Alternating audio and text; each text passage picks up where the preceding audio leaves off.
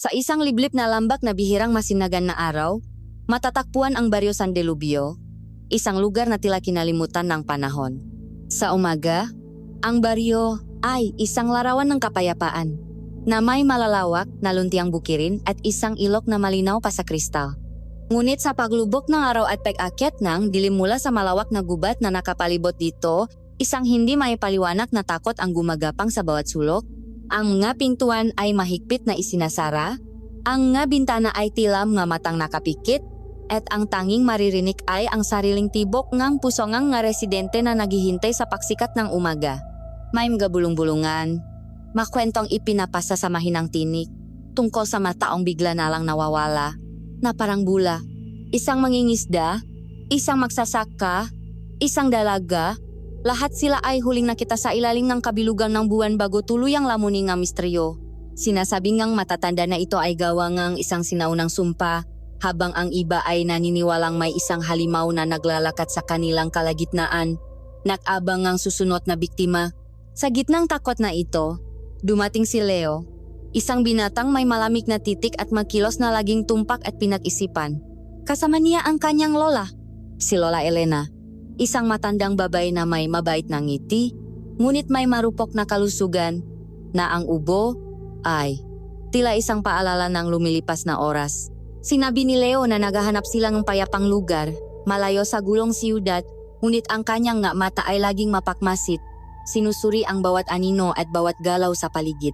Ang tunay na dahilan ng kanyang pagdating ay isang lihim na kasing, dilim ng gubat ng San Delubio. Kasabay nga nilang pagdating, lalong naging usap-usapan ang isang babaeng nang nangalang Maya. Siya ay isang manggagamot, isang misteryosong dalaga na may maladiwatan na ganda, na hindi permanenteng nakatira sa baryo ngunit dumarating na parang hangin upang magbigay lunas. Ang kanyang makamay ay sinasabing may milagro, kayang pagalingin ang anumang sakit sa pamamagitan lamang ng madahon at bulong. Para sa ilan, si Maya ay isang biyaya mula sa langit, isang anghel na ipinadala upang tulungan sila. Ngunit para sa iba, ang kanyang pagdating ay laging kasunod ng isang trahedya. Siya ang itinuturong dahilan ng mga kababalahan, isang mangkukulam na nakbabalat kayo, na ang paggagamot ay may kapalit na kaluluwa. Sa baryong ito, kung saan ang pananampalataya at pamahin ay makasanip, isang kwento ng kataksilan, pag-ibig, at katapangan ang malapit ng magsimula. At sa sentro ng lahat ng ito ay si Leo, isang mamamatay tao na may misyong tapusin ang isang buhay, ngunit hindi niya alam na ang kanyang sariling kaluluwa ang nakataya. Isang gabi, habang ang buwan ay tila isang pilak na barya na nakasabit sa itim na kumot ng kalangitan, palihim na umalis si Leo sa kanilang maliit na tahanan. Maingat niyang isinara ang pinto, tinitiyak na hindi magising si Lola Elena, na mahimbing na natutulog, ngunit ang marahan nitong pag-ubo ay umaling-aungaw, pa rin sa kanyang pandinig, isang tuno na mas matalim pa sa anumang patalim. Sa kanyang bulsa, ramdam niya ang lamig ng botang gamot, isang paalala ng dahilan kung bakit niya tinatahak ang landas ng dilim. Bawat hakbang niya palayo sa baryo ay isang hakbang palapit sa isang mundo na hindi dapat malaman ng sinuman. Isang mundong puno ng dugo at kasinungalingan. Ang kanyang destinasyon ay isang abandonadong bodegang kopra sa gilid ng isang lumang kalsada. Isang lugar kung saan ang amoy ng kalawang at pakabulok ay humahalo sa simoy ng hangin. Ito ang kanilang takpuan. Isang lugar na kasing agnas ng mga sikretong itinatago nito. Pagpasok ni Leo, ang tanging ilaw ay nakmumula sa mga butas-butas na yerong bubong, lumilikang ang mga guhit na liwanag na parang ngarehas ng kulungan sa sahit na puno ng alikabo. Ang katahimikan ay halos nakakabingi. Pinipilas lamang ng paminsan-minsang pagaspas ng paniki at ang pag-ihip ng hinatila isang bulong mula sa nakaraan. Tumayo siya sa gitna. Ang kanyang anyo ay isang anino sa gitna ng iba pang mga anino. Ang kanyang pasensya ay tulad ng isang bato. Alam niya ang proseso. Hindi siya nagsalita. Hindi siya gumalaw. Nahintay lamang siya. Ilang sandali pa, isang matinis na tunong motorsiklo ang bumasak sa katahimikan. Huminto ito sa labas. At ilang saglit pa, bumukas ang kinakalawang na pinto ng bodega. Pumasok si Marco, isang lalaking may malinis na kaswatan at matalim na tingin. Isang taong hindi nababagay sa nabubulok na lugar na iyon. Ang kanyang sapatos ay makintab kahit sa dilim, at ang kanyang kilos ay laging kalmado at kalkulado. Siya ang koneksyon ni Leo sa organisasyon, ang tagapagdala ng utos, ang kamay na nag-abot ng pera at kamatayan. Leo, bati ni Marco. Ang kanyang boses ay walang emosyon, na umalingaw-ngaw sa loob ng bodega. Kumusta ang lola mo? Sana ay nasa mabuti siyang kalagayan. Ang tanong ay hindi nangmula sa pag-aalala, kundi isang paraan ng pagpapaalala. Isang pagipit sa kadenang nakatali kay Leo. Kailangan niyang gamot. Simpleng sagot ni Leo. Ang kanyang boses ay kasing lamig ng hangin sa labas. Walang pag-aksayang oras, inihagis ni Marco ang isang manipis na brown envelope sa isang lumang mesa. Dahan-dahan itong lumapak, nag-iwan ng ulap ng alikabok. Bagong misyon, sabi ni Marco habang nagsisindi ng sigarilyo. Ang dulo nito ay nagliliyap na parang mata ng isang demonyo sa dilim. Isang kliyente na may malaking impluensya at malalim na bulsa. Gusto niyang malinis ang isang problema sa rehiyon na ito. Isang salot, ayon sa kanya. Kinuha ni Leo ang envelope. Ang kanyang nga daliri, na sanay humawa ang patalim, ay marahang binuksan ito. Sa loob, may ilang pirasong papel at isang litrato. Ang litrato ang unang kumuhang kanyang atensyon. Ito ay larawan ng isang dalaga, si Maya. Ang kuha ay tila hindi niya alam. Nakatayo siya sa gitnang isang grupo nga taga-baryo. Ang kanyang mukha ay nakangiti habang inaabutan niya ngang isang maliit na bungkos ngang halamang gamot ang isang matandang babae. Ang kanyang mamatay may kakaibang kinang, isang halong kabaitan at isang hindi may paliwanag na lungkot. Hindi siya mukhang isang halimaw. Hindi siya mukhang isang salot. Mukha siyang inosente. Itinuan ni Leo ang kanyang tingin sa mga dokumento. Nakasulat doon ang pangalan ni Maya, ang kanyang deskripsyon bilang isang manggagamot, at ang listahan ng mga baryong madalas niyang puntahan. Sa ilalim, may isang maikling ulat na nagsasabing siya ang pinaghihinalaang dahilan ng sunod-sunod na pagkamatay at pagkawalang nga tao sa lugar. Isang mangkukulam, bulong ni Leo. Inulit ang salitang nakasulat sa papel. Iyon ang sabi ng kliyente natin, si Don Ricardo, paliwanag ni Marco, humihitit sa kanyang sigarilyo. Isang respetadong tao, isang pilantropo, ang nagmamay-ari ng halos lahat ng lupain dito. Ayon sa kanya, ginagamit ng babaeng iyan ang kanyang galing sa panggagamot bilang isang pakukunwari. Sa likod ng kanyang mamong muka ay isang demonyong naghahasik ng lagim para palakasin ang kanyang kapangyarihan. Ang utos ay malinaw. Alamin mo ang kanyang ngagalaw? Kumuha kang sapat na ebidensya para kumpirmahin ang mahinala at pagkatapos, tapusin mo siya. Walang bakas, walang ingay, tulad ng dati. Inilata ni Marco ang isa pang bagay sa mesa, isang makapal na sobrang puno ng pera. Ito ang paunang bayad. Ang halaga ay sapat na para bumiling gamot ni Lola Elena sa loob ng isang buong taon. Sapat na para bigyan siya ng komportableng buhay na matagal nang ipinakakait sa kanila. Pinakmasdan ni Leo ang pera, pagkatapos ay muli niyang tiningnan ang litrato ni Maya. Sa unang pagkakataon, sa loob ng maraming taon, nakaramdam siyang isang bagay na matagalan niyang ibinaon, pag-alinlangan. Ang kanyang na misyon ay palaging malinaw. Ang kanyang nga target ay palaging nga taong masa mga korap na politiko, malider ng sindikato, mataong ang pakawala ay isang serbisyo sa lipunan, ngunit ang babae sa litrato na may ngiti sa kanyang ngalabi ay hindi nababagay sa listahang iyon. Bakit ang organisasyon ang gumagawa nito? Bakit hindi na lang ang mapulis kung isa talaga siyang mamamatay tao? Tanong ni Leo. Ang kanyang boses ay nanatiling patak. Ngunit ang tanong ay naglalaman ng bigat. Isang mapanuyang ngiti ang gumuhit sa labi ni Marco. Leo, kailan ka pa naging interesado sa bakit? Ang trabaho natin ay sino at paano. Hindi tayo ang hukom. Tayo ang berdugo. Si Don Ricardo ay isang mahalagang kliyente.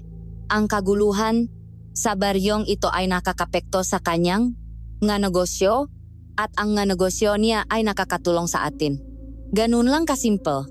Gawin mo ang trabaho mo, kunin mo ang bayat at iligtas mo ang lola mo. Ang moralidad ay isang luho na hindi natin kayang bayaran.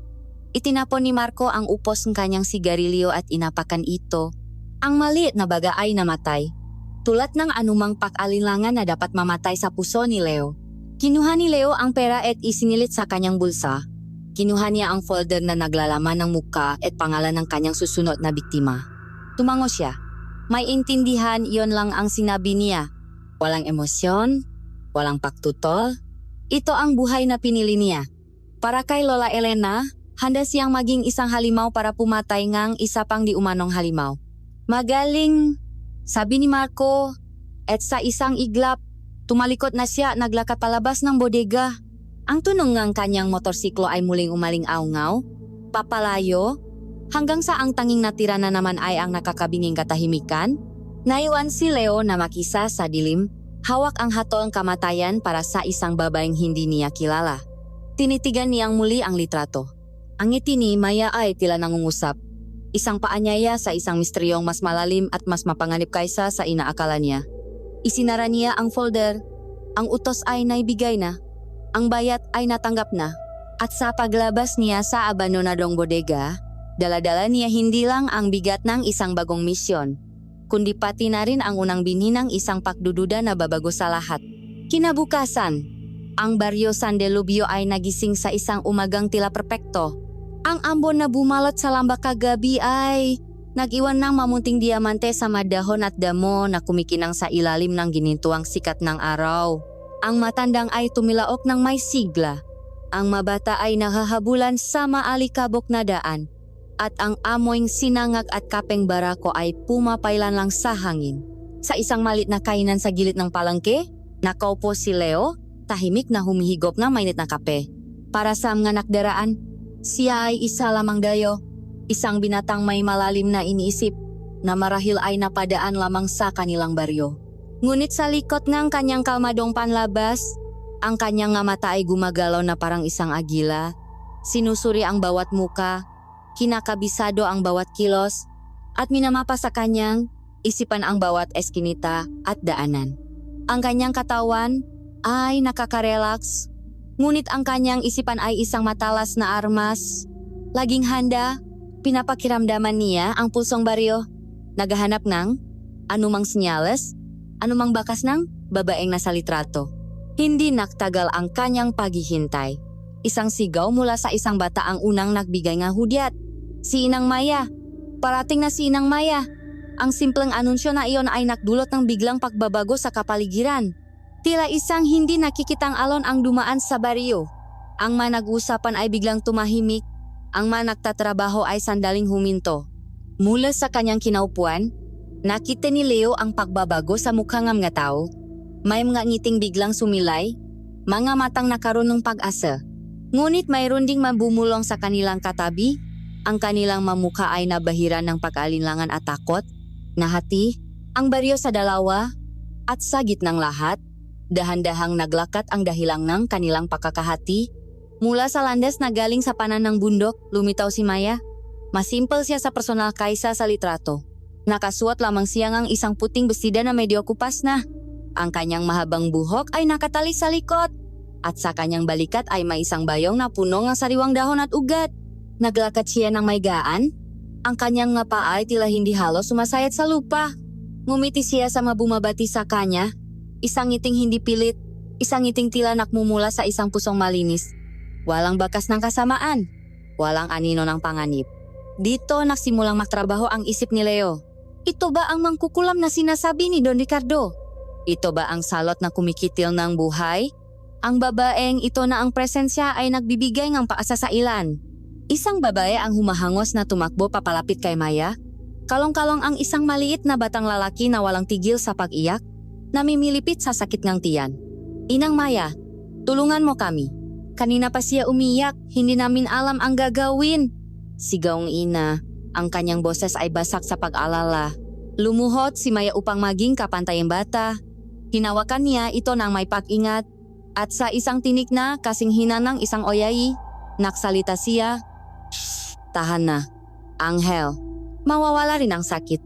Kumuha siyang isang maliit na botlyang langis mula sa kanyang bayong. Ipinahit ito ng marahan sa kanyang palat upang painitin at dahan-dahang iminasahe ang tiyang ng bata sa isang pabilok na kilos. Habang ginagawa ito, may mga salitang ibinubulong si Maya, mga salitang hindi maintindihan ni Leo, ngunit ang tono ay tila isang sinaunang dasal, isang panawagan sa mga espiritu ng kalikasan. Kumuha siyang isang malapat na dahon. Idinikdik ito sa kanyang palat at marahang idinikit sa tiyan ng bata. Sa isang iglap, tila may mahikang nangyari. Ang pag-iyan ng bata ay unti-unting humina, naging hikbi, hanggang sa tuluyan na itong tumahan. Ang kanyang malilit na kamao ay bumukas at ang kanyang mga mata ay dahan-dahang pumikit. Nahulog sa isang mahimbing na tulok. Naluha ang ina sa pasasalamat. Salamat, Inang Maya, salamat. Paano kita mababayaran? Sinubukan niyang mag-abot ng ilang pirasong barya, ngunit marahang itinabi ni Maya ang kanyang kamay. Ang pagaling ng iyong anak ang siyang tunay na bayad? Sagot ni Maya. Ang kanyang ngiti ay kasing dalisay ngang umaga. Isang kalabasa mula sa iyong hardin ay sapat na para sa akin. Ang eksenang iyon ay isang malakas na suntok sa profesionalismo ni Leo. Ang kanyang pagsasanay ay nagsasabi sa kanya na lahat ay maring maging isang palabas. Ang bata ay maring kasapwat. Ang ina ay maring binayaran. Ngunit ang kanyang nga mata, na sanay makakita ang kasinungalingan, ay walang nakitang pakukunwari.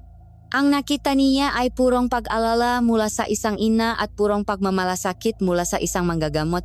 Habang pinagmamasdan niya ang lahat na ito, napansin din ni Leo ang isang grupo ng 3 lalaki na nakatayo sa dikalayuan.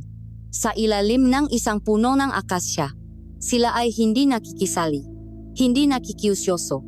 Sila ay nagmamasid at ang kanilang matingin kay Maya ay punong galit at pakasuklam. Narinig niya ang bulongang isa sa kanila sa kanyang kasama, sapat na lakas para marining ng magana sa malapit, manggahangal.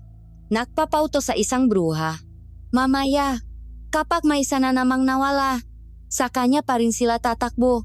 Ang masalitang iyon ay lason. Maingat na ipinakakalat upang siray ng tiwalang mga tao. Naalala ni Leo ang kliyente, si Don Richardo. Marahil, ang nga lalaking ito ay tauhan niya. Maasong pinapakawalan upang sirain ang pangalan ng target bago pa man ito tuluyang patahimikin. Nagtuloy-tuloy ang panggagamot ni Maya. Isang matandang lalaki na may rayuma, isang dalagang may matinding sakit ng ulo, isang magsasakang may pilay sa paa. Lahat sila ay kanyang tinulungan. Gamit lamang ang mga halaman mula sa kanyang bayong at ang kanyang mahiwagang mga kamay. At sa bawat pagaling na kanyang idinudulot, lalong lumalalim ang guhit sa ni Leo. Ang misyon ay dapat sanay simple, kumpirmahin at patayin. Ngunit paano mo kukumpirmahin na ang liwanag ay dilim? Paano mo sasaksakin sa likod ang isang taong ang tanging ginagawa ay magbigay lunas sa harap ng lahat? Ang masalita ni Marco ay bumalik sa kanyang isipan. Hindi tayo ang hukom. Tayo ang berdugo. Sinubukan niyang ipaalala sa kanyang sarili ang ubo ni Lola Elena, ang presyo ng gamot, ang pangangailangan niyang mabuhay. Ngunit ang imahe ni Maya, habang marahang pinapatahan ang isang batang umiyak, ay sumasalungat sa lahat ng iyon. Nang matapos na si Maya sa kanyang gawain, ang araw ay mataas na. Nakpalam siya sa mataw at muling tinahak ang landas pabalik sa gubat. Ang kanyang bayong ay mas magaan na ngayon ngunit puno nga gulay at prutas na ibinigayng mataong kanyang tinulungan. Naglaho siya sa mga puno na parang isang diwata. Nag-iwan ng isang baryong muling nahahati sa pagitan ng pasasalamat at takot. Naiwan si Leo sa kanyang mesa. Ang kanyang kape ay matagal nang lumamig. Ang kanyang unang pagmamasit ay tapos na. Ngunit sa halip na makbigay ang kalinawan, ito ay nakdulot lamang ng mas maraming tanong.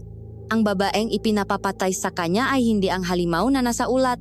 O marahil, siya ay isang mas mahusay na halimaw. Isang nilalang na kayang itago ang tunay nitong kulay sa ilalim ng pinakamaliwanag na sikat ng araw. Alam ni Leo ang susunod niyang hakbang. Hindi sapat ang pagmamasid sa liwanag. Kailangan niyang sundan ang target sa kanyang sariling teritoryo, sa lugar kung saan ang lahat ng sikreto ay nakatago. Kailangan niyang sundan si Maya sa puso ng madilim na gubat.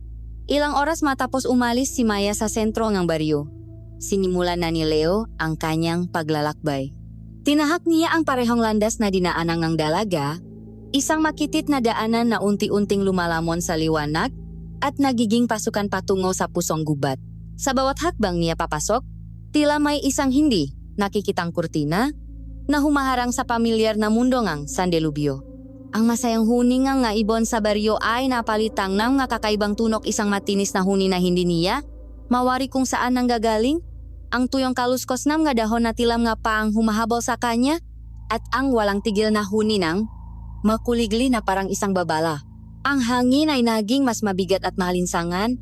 Puno nga amoy nga nabubulok ng mga dahon at mamasa-masang lupa. Ang madambuhalang puno ay tilam nga sinaw ng bantay. Ang kanilang masa nga ay makakakawil sa itas na parabang mabisik na nagsasara sa kalangitan na nagiwan.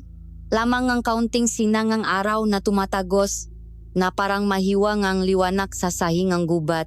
Si Leo ay kumikilos ng may kahusayan ng isang tunay na mangangaso.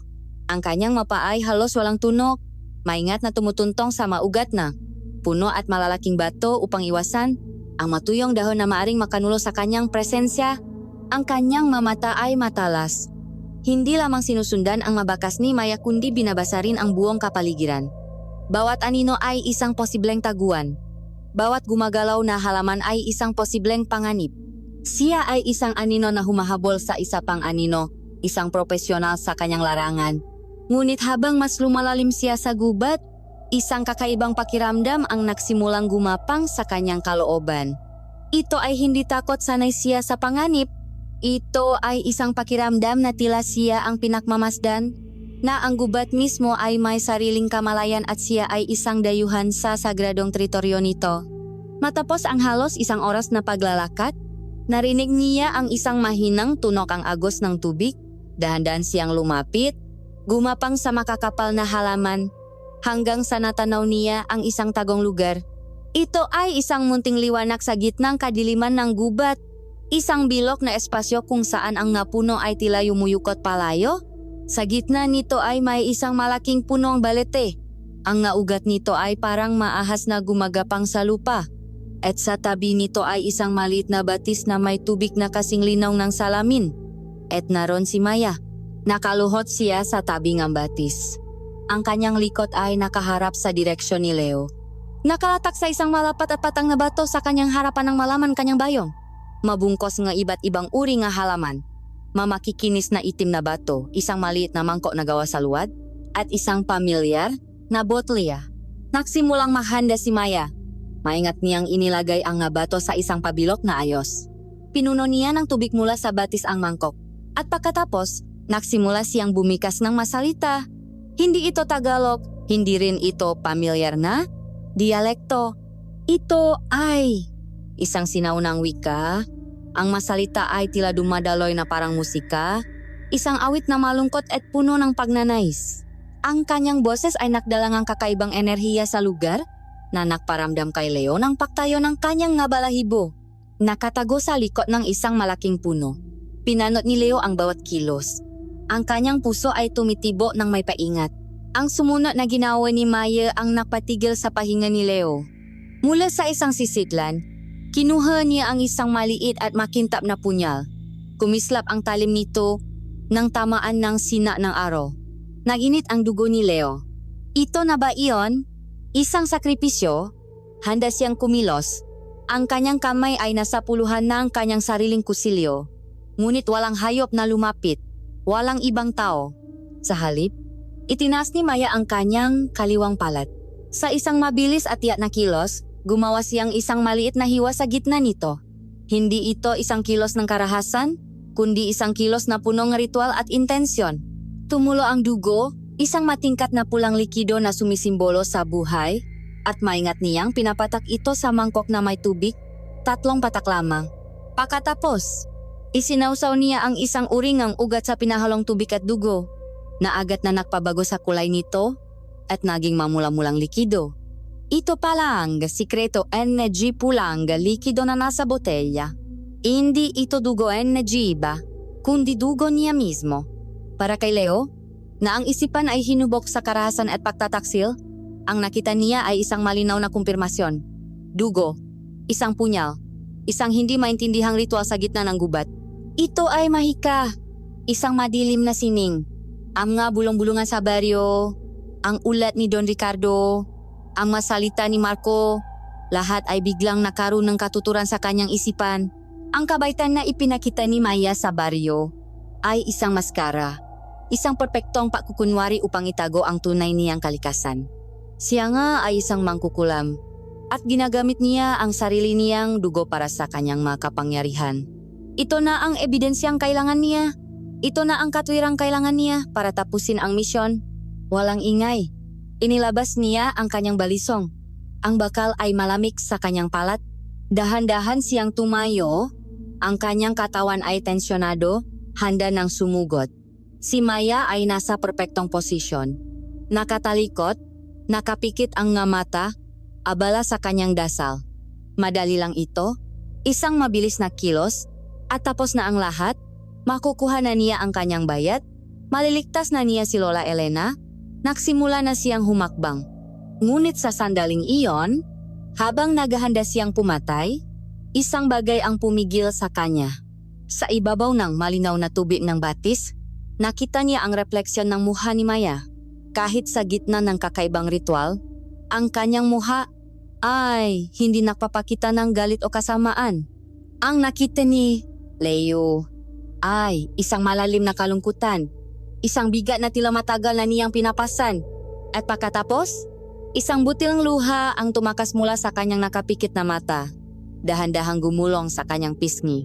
Biglang bumalik sa isipan ni Leo ang imahe ni Maya kaninang umaga, ang kanyang malumanay na ngiti, ang paraan ng pagpatahan niya sa batang may sakit, ang pasasalamat sa mga mata ng mga taong kanyang tinulungan. Ang dalawang imahe, ang anghel sa baryo at ang mangkukulam sa gubat, ay nagbanggaan sa kanyang isipan. Ang kanyang proporsyonal na instingto ay sumisigaw. Tapusin mo na. Ito ang trabaho mo. Ngunit isang mas malalim na bahagi ng kanyang pagkatao, isang bahagi na matagal na niyang kinalimutan, ang bumulong. Maghintay ka.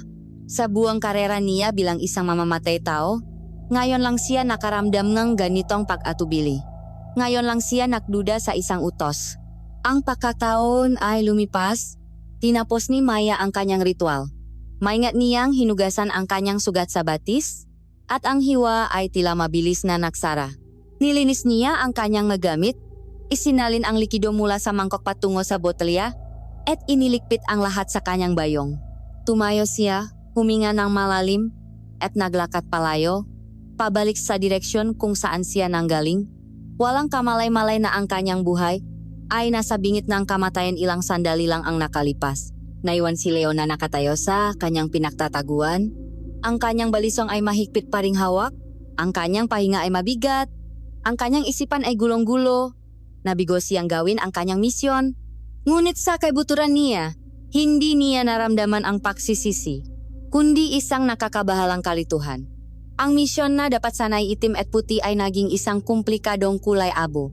Dahan-dahan siyang umatras, pabalik sa dilim ng gubat, dala-dala hindi ang tagumpay ng isang natapos na trabaho, kundi ang bigat ng isang tanong na nagsisimula ng sumira sa lahat ng kanyang pinaniniwalaan. Sino nga ba talaga si Maya? At sino ang tunay na halimaw sa kwentong ito? 2 araw ang lumipas mula nang masaksihan ni Leo ang lihim na ritual sa gubat. Sa loob ng 2 araw na iyon, ang kanyang isipan ay naging isang larangan ng digmaan. Ang imahe na dugong pumapata mula sa palat ni Maya ay paulit-ulit na naglalaro sa kanyang isipan. Isang matibay na ebidensya sa mata ng isang asesino. Ngunit kasabay nito, ang alaala ng kanyang malungkot na mga mata at ang pag-asa na ibinibigay niya sa baryo ay nagsisilbing isang malakas na pagtutol. Ang kanyang profesional na tungkulin at ang kanyang namumuong konsensya ay naglalaban, at sa bawat oras na lumilipas, lalo siyang nalulunot sa kawalan ng katiyakan. Ngunit ang baryo ng San Delubio ay may sariling paraan ng pagpapatakbo ng oras, at ang kapayapaan dito ay palaging panandalian. Sa 3 araw, ang digmaan sa isipan ni Leo ay biglang natigil. Ang isang tunay na sigaw ng takot ang bumasa sa katahimikan ng umaga. Isang mag-uling, si Mang Cardo, ang tumatakbong pumasok sa sentro ng baryo. Ang kanyang mukha ay kasing putla ng abo, ang kanyang nga mata ay nanlalaki sa sindak. Tulong! May patay. Sa hilid ng gubat, si Kiko. Diyos ko! Ang kanyang katawan. Ang kanyang nga salita ay tila isang malakas na kulok na gumising sa natutulok na takot ng mga tao. Mabilis na nagtipon ang nga taga-baryo. Ang kanilang nga mukha ay puno ng pag-alala at morbid na kuryosidad. Kasama nila si Leo, natahimik na sumunod. Ang kanyang nga pandama ay nasa pinakamataas na alerto. Ang natakpuan nila sa may bungat ng gubat ay isang tanawing hinding-hindi nila malilimutan. Nakahandusay si Kiko, Isa sa makilalang tauhan ni Don Ricardo. Ang kanyang katawan ay tuyong-tuyo at pilipit na parang isang tuyong sanga. Ang kanyang balat ay kulay abo at nakadikit sa kanyang nga buto, at ang kanyang bibig ay nakabuka sa isang walang tunok na sigaw ngang sukdulang paghihirap. Ang pinakakilabot sa lahat ay ang kanyang nga mata, nakamulagat at walang buhay, na tila nakakita nga isang bagay na mas masaho pa sa kamatayan bago siya malagutan nga hininga. Ang manggabulungan ay agad na nagsimula, mabilis na kumalat na parang apoy sa tuyong damo. At sa gitna ng kaguluhan, dumating si Don Ricardo kasama ang kanyang kanang kamay, si Ben. Si Don Ricardo, isang matangkat na lalaki na may buho na halos puti na, ay nagpakita ng isang malungkot at marangal na anyo. Ang kanyang mamata ay nagpapakita ng autoridad, ngunit ngayon ay may bahit ng kalungkutan. Isang malagim na trahedya. Deklara niya sa isang malakas na boses na nakpatahimik sa lahat. Si Kiko ay isang matapat na lingkod, isang mabuting tao. Ang kadiliman ay muling gumapang sa ating baryo. May isang halimaw na naglalakat sa ating kalagitnaan, isang nilalang na kumukuha ng buhay para sa sarili nitong kapangyarihan. Hindi niya pinangalanan si Maya, ngunit ang kanyang nga salita ay maingat na pinili, na nagtatanim ng lason sa isipan ng manakikinig. Si Ben, isang lalaking may matipunong katawan at mukhang laging galit, ang siyang nagbigay ng pangalan sa kanilang akusasyon. Hindi ito basta halimaw. Alam nating lahat kung sino ang may gawa nito.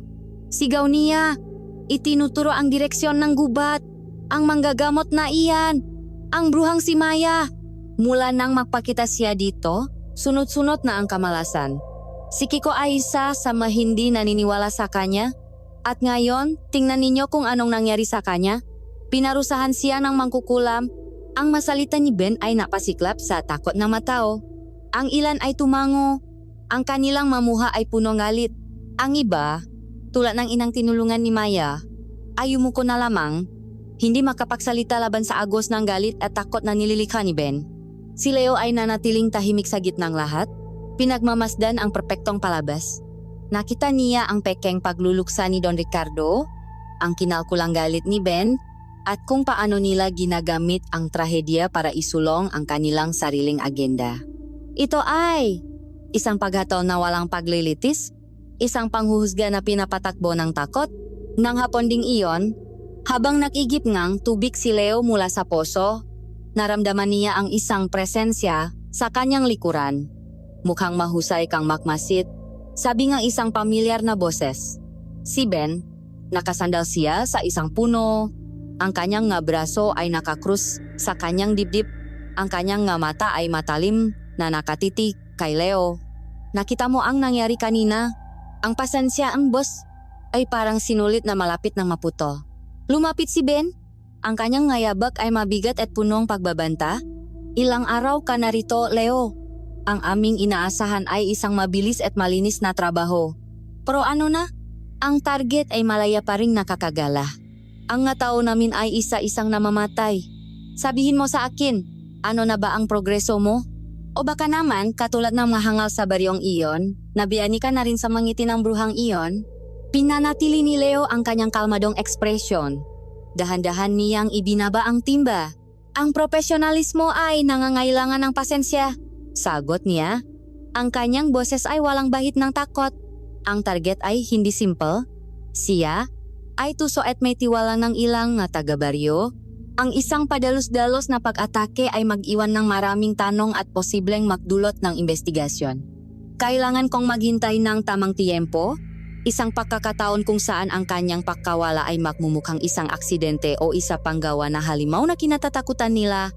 Ito ay isang perpektong kasinungalingan, isang sagot na apela sa lohika ng isang operasyon. Ngunit si Ben ay hindi basta-basta makukumbinsi. Lumapit pa siya. Halos isang pulgada na lang ang layo ang kanilang nga muka. Ang kanyang boses ay naging isang mapanganib na bulong. Tapusin mo na ang mapalusot mo. Ang gustong boss ay resulta, hindi madahilan. At pagkatapos, sinabi niya ang masalitang nakpatigas sa bawat kalamnan sa katawan ni Leo. Maganda ang hangin dito sa San Delubio. Hindi ba? Sariwa. Nakakatulong daw sa mamay sakit. Pero alam mo, ang stress, ang labis na pag-aalala, Nakakasama iyon sa kalusugan ng matatanda, lalo na sa may sakit na sa puso. Tumingin si Ben sa direksyon ng maliit na bahay ni Leo kung saan nagpapahinga si Lola Elena. Ayaw nating may mangyaring masama kay Lola Elena dahil lang sa kabagalan ng kanyang apo, hindi ba? Ito na ang babala. Malinaw, direkta, walang paligoy-ligoy. Hindi na ito isang simpleng misyon. Ito ay isang blackmail. Ang buhay ng kanyang lola ang nakataya. Isang malamig na galit ang nagsimulang umakyat sa kalooban ni Leo. Ngunit pinigilan niya ito. Ang pagpapakita ng emosyon ngayon ay isang kahinaan. Tinitigan niya si Ben, mata sa mata, at sa kanyang tingin ay may isang bagay na nakparong kahit sa matapang na si Ben isang tingin na nanganggakong kamatayan. Naintindihan ko, sabi ni Leo, ang bawat salita ay may bigat. Gagawin ko ang trabaho ko. Isang ngisi ang sumilay sa labi ni Ben. Inaasahan ko yan. Tumalikot siya at naglakad palayo.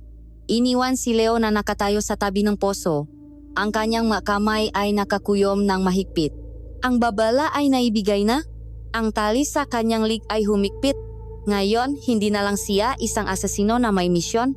Siya ay isang taong nakakulong na ang tanging susi para sa kalayaan ng kanyang lola ay ang pagpatay sa isang babaeng hindi niya sigurado kung kawe o biktima. Ang oras para sa pag-alinlangan ay tapos na. Kailangan na niyang gumawa ng isang desisyon na babago hindi lamang sa kapalaran ni Maya, kundi pati na rin sa kanyang sarili. Ang gabing ang pabilugan ng buwan ay dumating sa San Delubio na may dalang kakaibang lamig. Ang liwanag nito ay hindi malambing na liwanag na nagbibigay gabay, kundi isang maputlang sinak na nagpapatingkat sa bawat anino at nagbibigay buhay sa mamultong ang imahinasyon. Para sa mga taga-baryo, ito ay isang gabing ang pananatili sa loob ng bahay, ng pagdarasal at ng pakikinig sa bawat kaluskos sa labas. Ngunit para kay Leo, ito ang gabing ang pangangaso. Ang babala ni Ben ay umukilkil sa kanyang isipan, isang lason na mas mabisa pa sa anumang sakit. Ang buhay ni Lola Elena ay nakasabit sa isang sinulid at ang gunting ay nasa kamay ni Don Ricardo. Wala na siyang pagpipilian. Kailangan niyang tapusin ang misyon. Nagsuot siyang madilim na damit na halos kaisang gabi. Ang kanyang dalawang paboritong kutsilyo ay nakasuksok ng mayos sa kanyang likod at binti. Ang bakal ay malamig sa kanyang balat. Ang kanyang kilos ay mabilis at walang ingay. Isang multo na gumagalaw sa ilalim ng buwan. Ang kanyang plano ay simple. Sundan si Maya, harapin siya sa lugar kung saan walang makakita, at pilitin siyang ilabas ang katotohanan. Kung siya ay isang halimaw, tatapusin niya ito. Kung siya ay inosente, kailangan niyang malaman kung bakit gusto siyang ipapatay ni Don Ricardo. Ngayong gabi, lahat ng tanong ay dapat makaroon ng sagot. Muli niyang tinaha ang landas patungo sa gubat. Ngunit ngayon, ang pakiramdam ay iba. Mas mabigat, mas mapanganib. Ang gubat ay tila humihinga at ang bawat pag-ihip ngang hangin ay may dalang bulong ng panganib. Gayang inaasahan, nakita niya si Maya na paalis sa baryo. Dala ang kanyang bayong. Ngunit ngayon, ang kanyang kilos ay iba rin. Hindi siya naglalakat ng may kapayapaan ng isang manggagamot. Mayroon siyang layunin, isang pagmamadali na hindi pa nakikita ni Leo dati. Tila hindi siya papunta sa kanyang lihim na batis. Mayroon siyang ibang hinahanap. Mayroon siyang ibang hinahabol. Mas naging maingat si Leo. Pinapanatili ang mas malaking distansya, gamit ang bawat puno at anino bilang kanyang kanlungan. Ang kanilang paglalakbay ay nagdala sa kanila sa isang bahagingang gubat na tila hindi pa naabot ng tao. Ang mga puno dito ay mas matatanda at mas baluktot. Ang mga baging ay mas makakapal. At ang hangin ay may amoy ng isang bagay na sinauna at hindi kaya-aya. Huminto si Maya sa isang maliit na burol na natatanaw, ang isang lumang sementeryo na matagal nang nilimot. Ang ngapuntot ay halos natabunan ng ang gadamo at ugat. Mula sa kanyang pinagtataguan, narinig ni Leo ang unang senyalis ng panganib, isang mahinang ungol, isang tuno na hindi galing sa aso o lobo. Ito ay mas malalim, mas garalgal, punong gutom at kasamaan. Dahan-dahan siyang gumapang palapit at ang kanyang nakita ay nagpatigil sa paktibok ng kanyang puso. Sa isang maliit na liwanag sa pagitan ng mapuntot, nakita niya ang dalawang nilalang. Sila ay may anyong tao. Ngunit doon nagtatapos ang kanilang pagiging tao. Ang kanilang balat ay kulay lupa at tila mahigpit na nakabalot sa kanilang mabuto. Ang kanilang mabraso ay abnormal na mahaba, na nagtatapos sa makuko na kasing haba at kasing talim na mapunyal. At ang kanilang nga mata ay dalawang nagbabagang pula sa dilim. Ito ang gamalikno. Ang dalawang halimaw ay nakapalibot sa isang usa na nasugatan. Ang kawawang hayop ay nanginginig sa takot. Ngunit bago pa nila ito tuluyang lapain, naramdaman nila ang presensya ni Maya. Sabay silang lumingon, ang kanilang nga pulang mata ay nakatutok sa kanya. Isang-isang gumuhit sa kanilang mga mukha na nagpapakita nga mapangil na matutulis. Tila mas masarap ang kanilang nakitang bagong pakain. Dito, nasaksihan ni Leo ang isang pakbabago kay Maya na hinding-hindi niya malilimutan. Ang anyo ng isang mahining manggagamot ay biglang naglaho. Ang kanyang tindig ay naging matata. Ang kanyang nga mata ay nawalan ng lungkot at napalitan ng determinasyon na kasing tigas ng bakal. Ibinaba niya ang kanyang bayong, ngunit hindi mahalaman ang kanyang kinuha. Mula sa loop, inilabas niya ang isang bagay na nakabalot sa lumang tela. Nang alisin niya ang balot, isang mahabang tungkot na gawa sa purong pilak ang lumitaw, kumikinang sa ilalim ng liwanag ng buwan. Ang buwang katawan nito ay may maukitngam nga sinaunang simbolo na tila gumagalaw at humihinga. Mga anak ng dilim, sabi ni Maya, ang kanyang boses ay hindi na malumanay, kundi matatak at puno nga pangyarihan. Ang inyong gabi ng pangangaso ay nagtatapos na dito. Sabay na sumugot ang dalawang maligno. Ang kanilang bilis ay hindi kapanipaniwala, ngunit si Maya ay handa. Iwinasiwas niya ang kanyang tungkot na pilak sa isang magandang arko na sinalubong ang unang umatake. Sa pagtamangang pilak sa balat ngang maligno, isang tunong ng paksitsit ang narinig at umusok ito na parang nasusunong na laman. Umurong ang halimaw, sumisigaw sa sakit. Ginamit ni Maya ang pagkakataon upang umikot at harapin ang pangalawa na sinasalag ang nga matutulis nitong kuko gamit ang kanyang tungkot. Ang laban ay isang sayaw ngang pamatayan. Si Maya kahit mag-isa ay lumalaban ng may galing at tapang. Ngunit ang dalawang halimaw ay walang kapaguran at puno ngang galit. Nagawang saksakin ni Maya ang diblit ngang unang maligno gamit ang dulo ng kanyang tungkot. Bumaksak ito sa lupa. Ang katawan ay unti-unting naging abo. Ngunit sa kanyang paglingon, ang pangalawang maligno ay nakahanap ng pagkakataon. Isang malakas na hampas mula sa mahaba nitong braso ang tumama sa balikat ni Maya na nakpatilapon sa kanya at nakpawala sa hawa niyang tungkot. Bumaksak siya malapit sa isang lumang puntot, sugatan at walang armas. Dahan-dahang lumapit ang natitirang maligno. Tinutuluan ng lawe, ang mga mata ay nag-alap sa tagumpay. Itinaas nito ang kanyang makuko, handa nang tapusin ang buhay ng mga aso. Sa mga sandaling iyon, si Leo ay nakatago pa rin. Isang manunot sa isang laban na hindi niya maintindihan. Ito na ang pagkakataon niya. Hayaan niyang mamatay si Maya. Tapos na ang misyon. Ligtas na si Lola Elena. Iyon ang sinasabing kanyang utak, ang kanyang pagsasanay, ang kanyang desperasyon. Ngunit ang kanyang katawan ay hindi sumunod. Nakita niya ang katotohanan sa kanyang harapan. Ang totoong halimaw ay ang nilalang na may pulang mata at mahabang kuko, at ang babaeng tinawag nilang bruha ay ang tanging nakatayo sa pagitan nito at ng mga inosente. Sa isang iglap, ang lahat ng kasinungalingan ni Marco at Don Ricardo ay gumuho. Sa isang kilos na hindi nakmula sa pag-iisip kundi sa purong instingto. Kumilos siya. Ang kanyang kamay ay bumunot ng kutsilyo mula sa kanyang binti at sa isang perpektong hagis. Ang makintap na bakal ay lumipat sa hangin at tumusok ng malalim sa likod ng maligno. Umungol ang halimaw sa sakit at galit. Binitiwan nito si Maya at lumingon sa direksyon kung saan nanggaling ang patalim. Ang napulang mata nito ay nakatutok na ngayon kay Leo. Sa isang nakakabinging sigaw, sumugot ito patungo sa kanya. Inilabas ni Leo ang kanyang isa pang kutsilyo, handa para sa isang laban. Sanay siyang makipaglaban sa tao, ngunit ang nilalang na ito ay iba. Ang lakas nito ay hindi normal. Ang bawat iwas niya ay halos hindi sapat.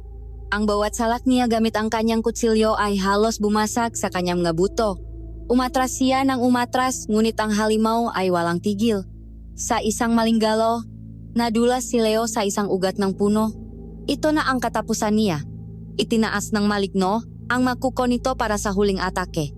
Ngunit bago pa ito bumaksak, isang anino ang mabilis na dumaan sa likod ng halimaw.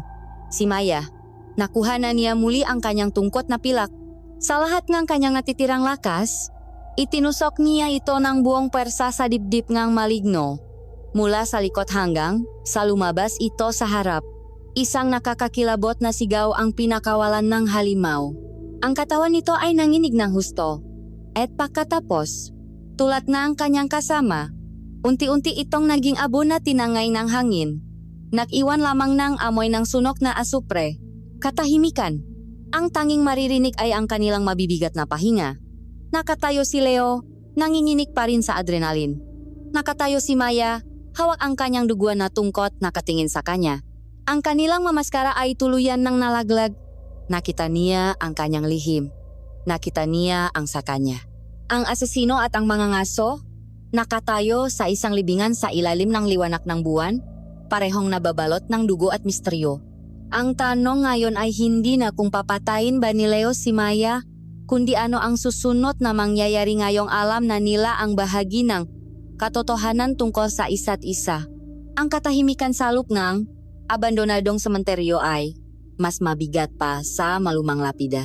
Ang alikabok ng dalawang naging abo na maligno ay unti-unting tinatangay ng hangin, ngunit ang kanilang masangsang na amoy ay nananatili, isang paalala ng hindi natural na laban na katatapos lamang. Si Leo at si Maya ay nakatayo, makahiwalay ng ilang metro. Ang kanilang nga anino ay mahaba at baluktot sa ilalim ng liwanag ng buwan. Pareho silang humihingal, parehong may gagalos, at parehong nakatingin sa isa't isa ng may halong pag-ingat at pagtatasa. Ang kusilyo ni Leo ay nasa kanyang kamay pa rin. Kumikinang. Ang tungkot na pila ni Maya ay mahigpit niyang hawa, handa sa anumang susunod na mangyayari. Si Maya ang unang bumasak sa katahimikan. Ang kanyang boses ay wala na ang lambing ng isang manggagamot. Ito ay malamig at matalas na parang dulo ng kanyang tungkot. "Sino ka?" tanong niya. "Hindi ka isang ordinaryong taga-baryo at ilang araw mo na akong sinusundan. Ano ang kailangan mo sa akin?" Tinitigan siya ni Leo. Ang kanyang mukha ay isang blangkong maskara na hinubo ng maraming taon ng pagsasanay. Ang pagsisinungaling ay walang saysay ngayon, ngunit ang pagsasabing ng buong katotohanan ay isang malaking panganib. "Sabihin na lang natin na mayroon akong interes sa makakaibang nangyayari sa baryong ito." Sagot niya, "Isang kalahating katotohanan. At ang nakita ko ngayon ay mas kakaiba pa sa inaasahan ko." "Ano ang nganilalang na iyon?"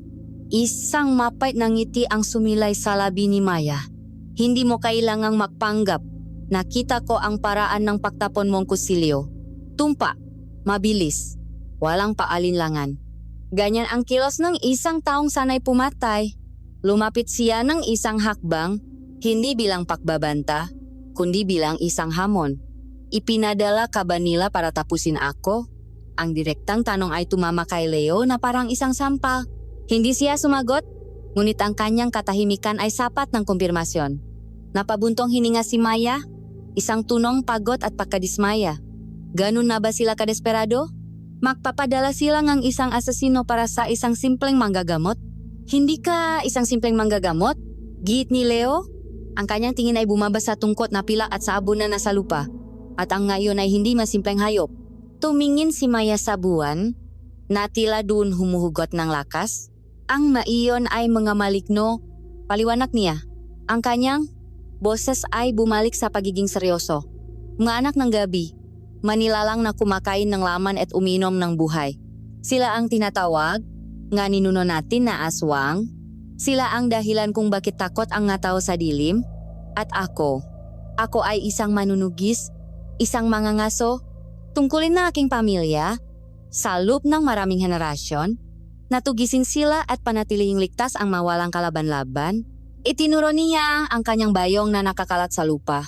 "Ang aking panggagamot ay hindi isang pakukunwari. Ito ay bahagi ng aking tungkulin. Ang mahalamang gamot na nabibigay lunas sa mga tao ay lason sa makatulad nila. Bawat taong napapagaling ko, bawat sakit na nawawala, ay isang pakatalo sa kanilang madilim na impluensya. Pinapahina nito ang kanilang kapangyarihan sa baryo, Kaya galit sila sa akin. Kaya gusto nila akong mawala. Ang bawat salita ni Maya ay may bigat ng katotohanan. Isang katotohanang unti-anting sumisira sa pundasyon ng misyon ni Leo. Kung ganon, tanong ni Leo, ang manamatay sa baryo, gawa nilang lahat? Oh, sagot ni Maya, erang pinakamasalap sa lahat. Ang mga malino na iyon ay hindi basta-basta nakalat na parang maligaw na hayop.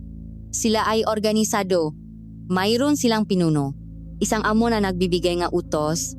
Isang nilalang na mas tuso at mas masama kaysa sa kanila dahil nagtatago ito sa liwanag. Nagbabalat kayo bilang isang kagalang-galang na tao. Huminto si Maya at tinitigan ng diretso si Leo. Ang kanyang mamata ay parang dalawang nagbabagang uling.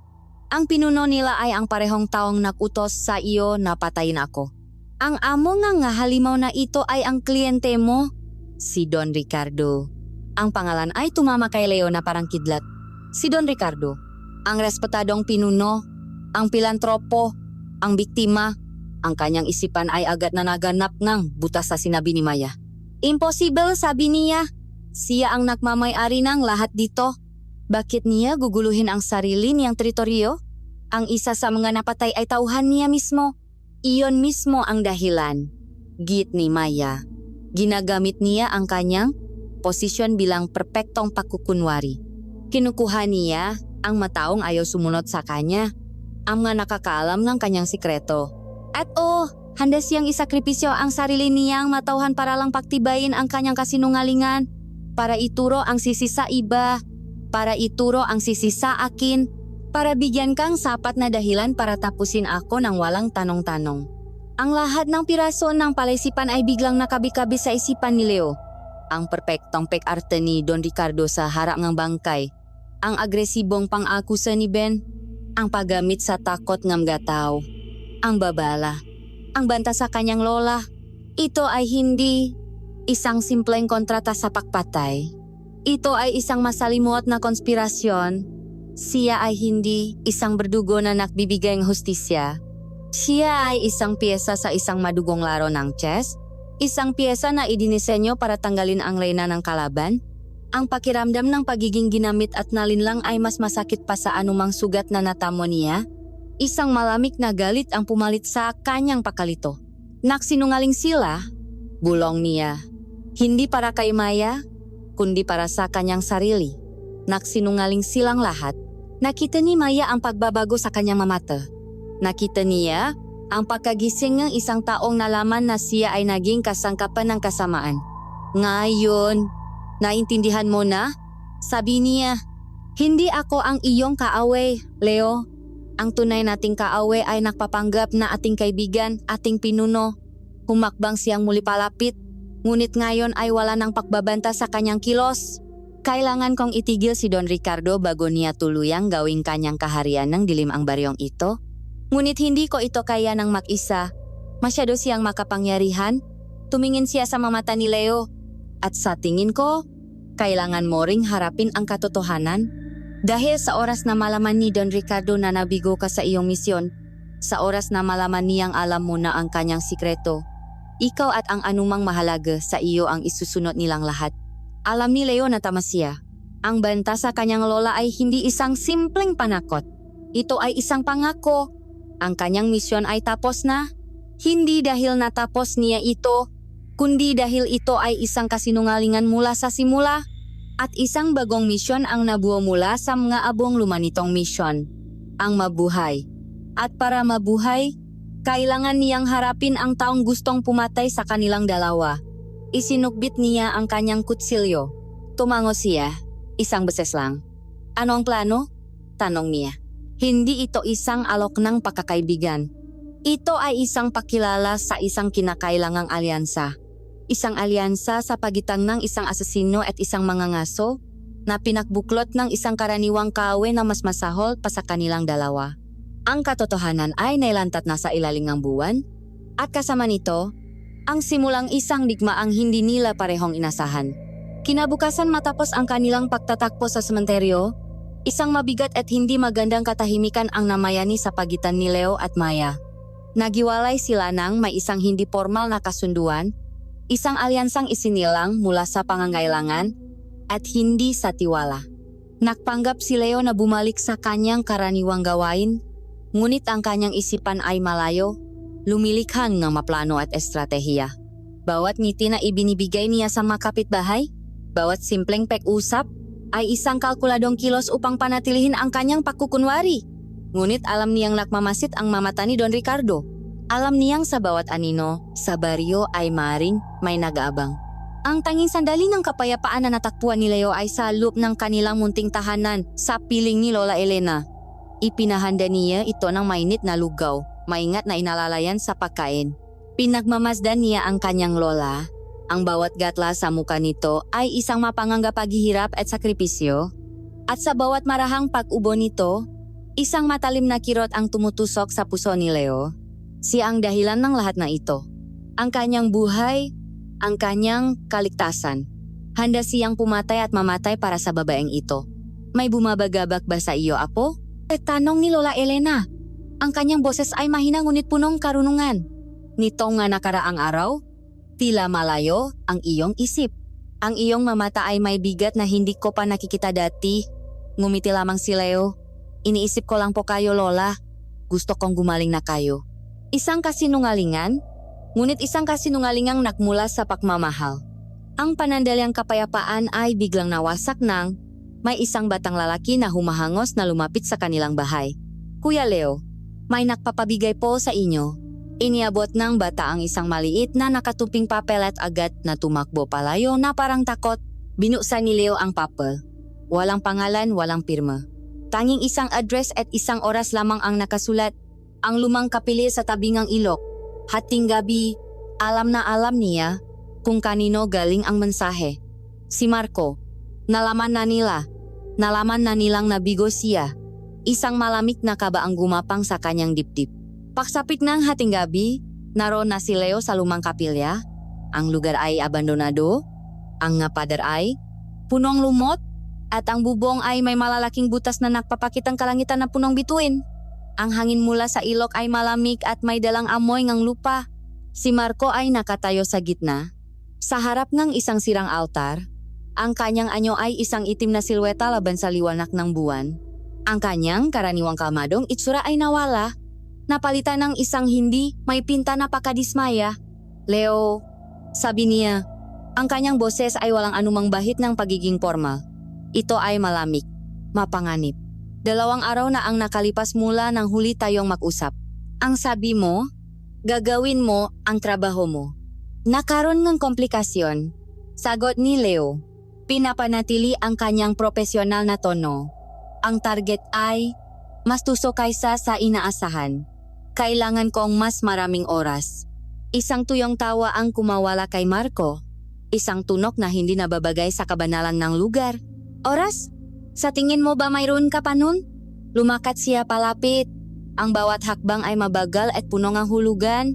2 araw matapos ang kabilugan ng buwan. Ang target, si Maya, ay buhay pa at nakita pa sa baryo kaninang umaga.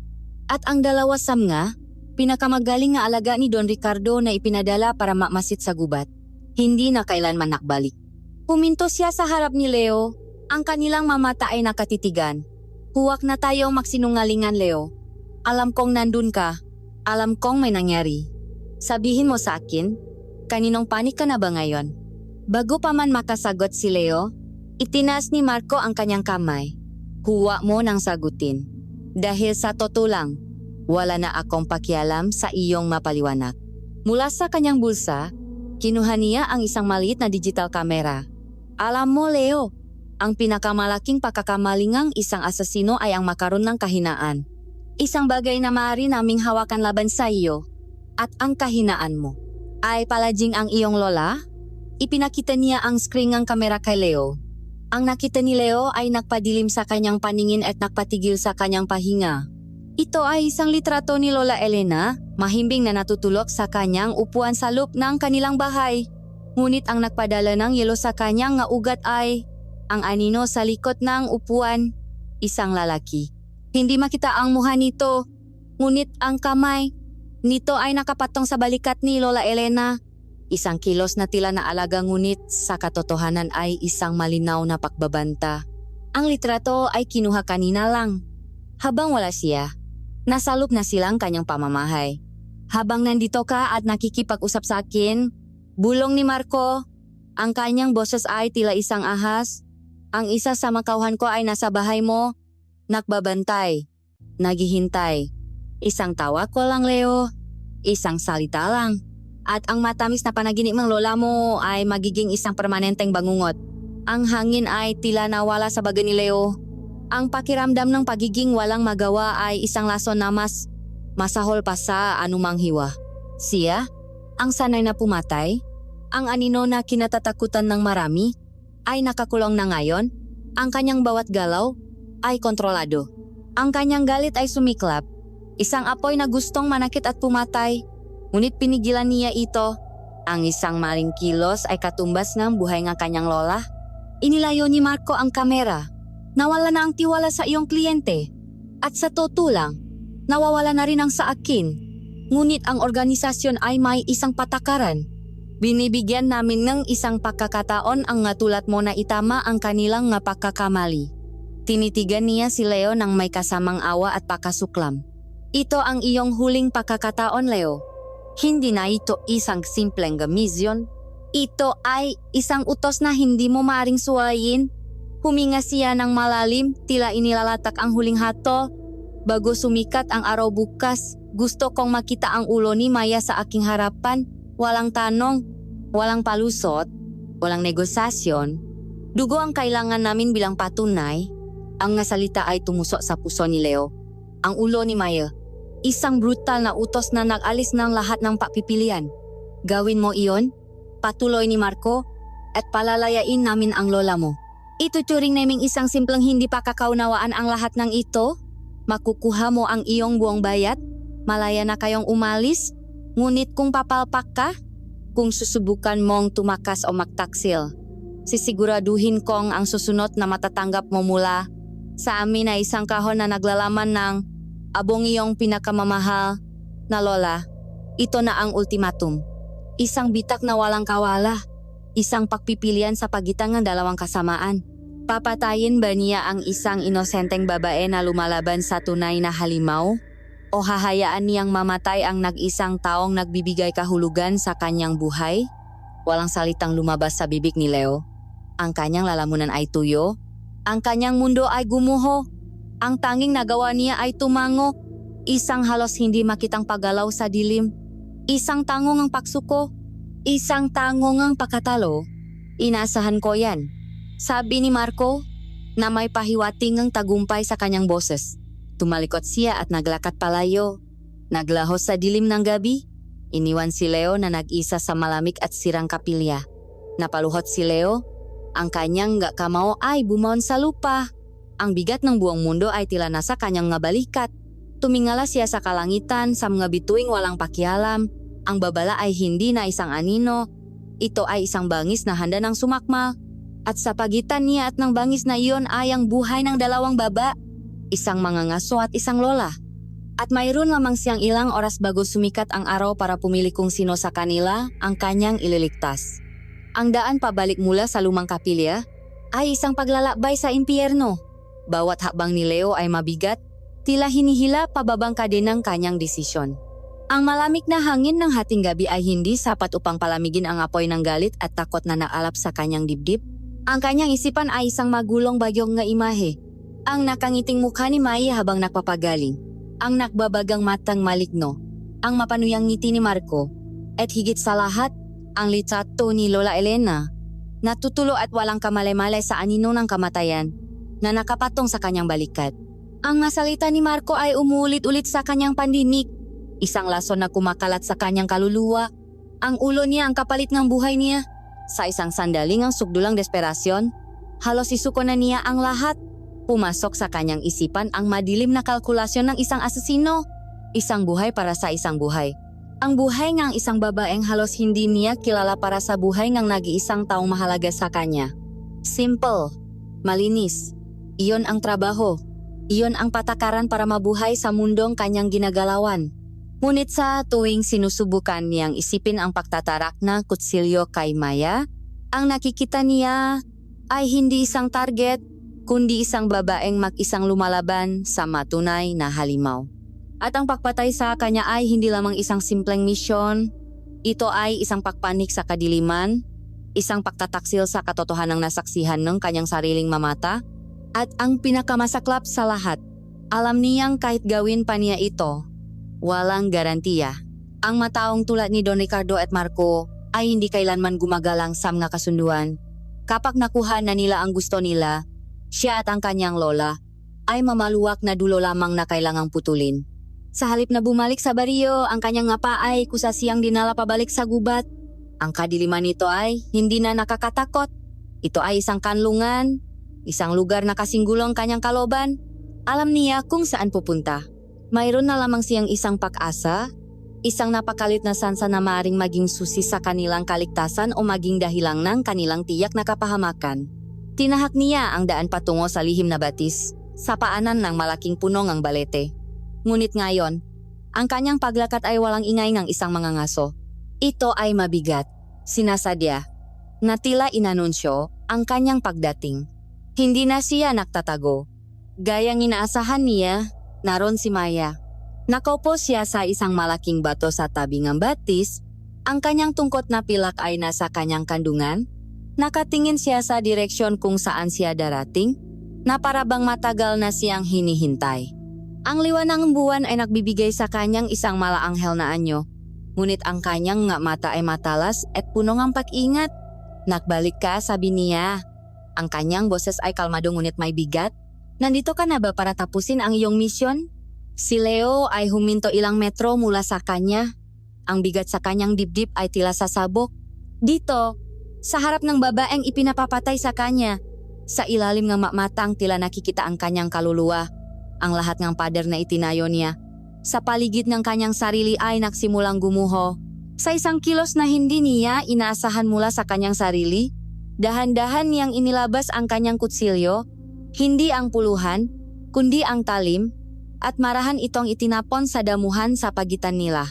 Ito ay isang kilos ang paksuko, isang puting bandila sa gitnaang isang digmaang hindi pa nagsisimula. Hindi, sagot niya. Ang kanyang boses ay basak at puno ang sakit. Nandito ako dahil wala na akong ibang mapupuntahan. At doon, sa sagradong lugar na iyon sa gitna ng gubat, ibinuhos ni Leo ang lahat. Ang kanyang nga salita ay hindi nakalkulado. Ang maito ay toto, masakit at desperado. Ikinuwento niya ang lahat. Ako ay isang asesino.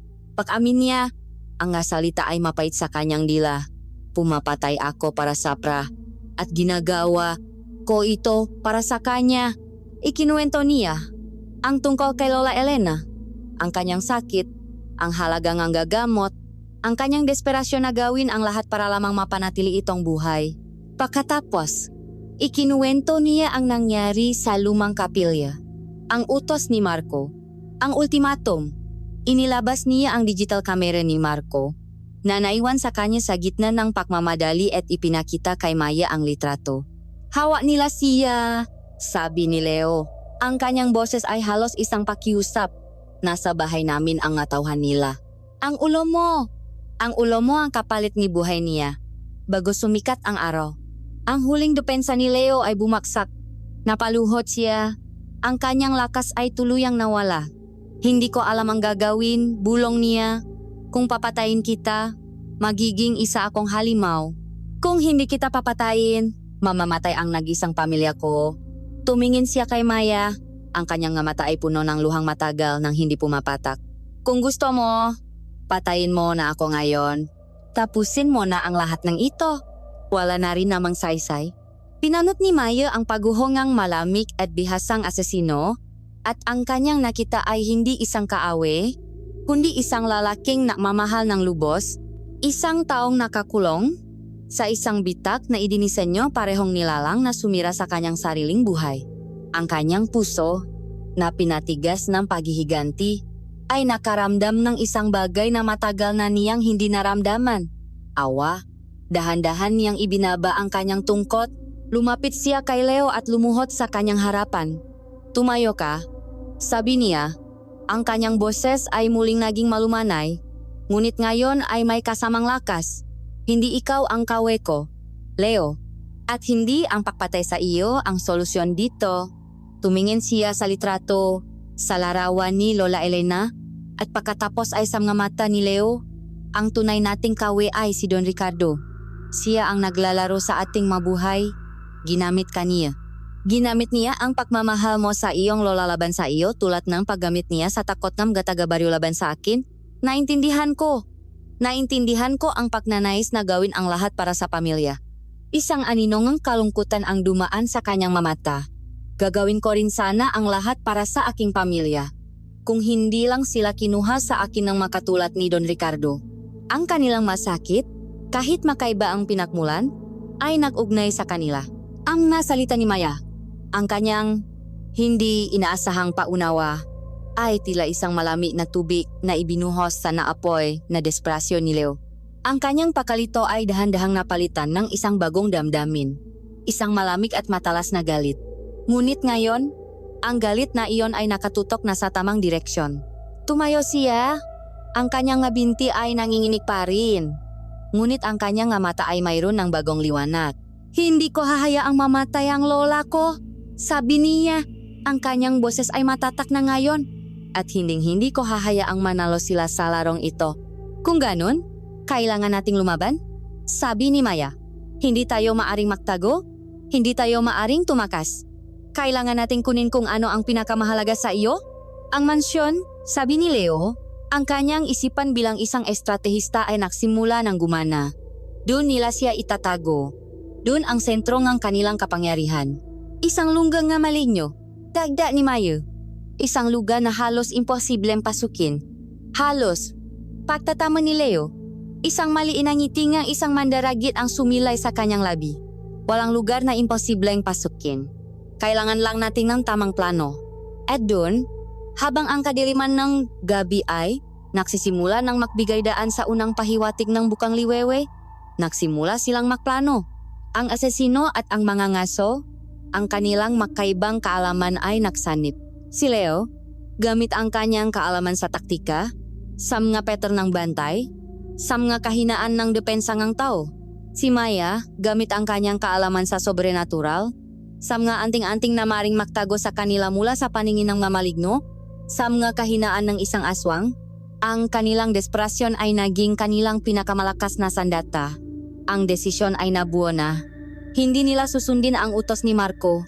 Hindi nila hahayaang magtagumpay ang plano ni Don Ricardo. Sa pagsikat ng araw, hindi ulo ni Maya ang kanilang dadalhin, kundi isang digmaan na sila mismo ang magsisimula. Ang gabi ay muling bumaksak sa San Delubio, ngunit ngayon, ang dilim ay hindi na lamang isang takip-sam nga natutulok na bahay. Ito ay isang balabal para sa dalawang anino na may desperadong misyon. Sa gilid ng malawak na lupay ni Don Ricardo, nakatago sa makakapal na halaman, pinamazdan ni Leo at Maya ang mansyon. Ito ay isang malaking bahay na bato, isang istrukturang Espanyol na dapat sana'y maganda. Ngunit sa ilalim ng buwan, ang anyo nito ay tila isang bungo, ang bintana ay madidilim na mata, at ang malaking pinto ay isang nakangangang bibig na handang lumamon ng sinuman. Ang buong paligid ay binabantayan. Hindi lamang nga armadong tao, kundi pati na rin nga maligno na nakatago sa mga anino. Ang kanilang nga pulang mata ay kumikinang paminsan-minsan na parang nga baga. Handa ka na ba? Tanong ni Maya sa mahinang tinik. Mula sa isang maliit na sisilan, kumuha siyang isang madilim at malakit na langis. Ito ay gawa sa aboong sinunok na ugat ng balete at pinahalong madahon na kinatatakutan nila. Itatago nito ang amoy ng ating buhay. Sa kanilang paningin at pang-amoy, magiging kasing wala tayong halaga ng isang bato o isang puno. Maingat niyang ipinahit ang langis sa kanilang mabraso, lig, at muka. Ang amoy nito ay mapait, ngunit para sa kanila, ito ang amoy ng pag-asa. Tumango si Leo. Ang kanyang nga mata ay nakatutok sa mga regular na pakikot ng mabantay.